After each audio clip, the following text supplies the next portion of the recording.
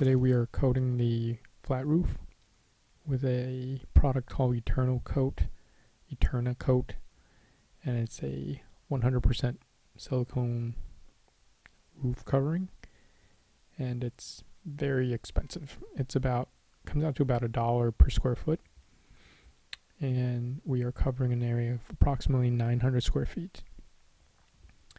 Now, the process took 2 days and probably 2 to 3 hours.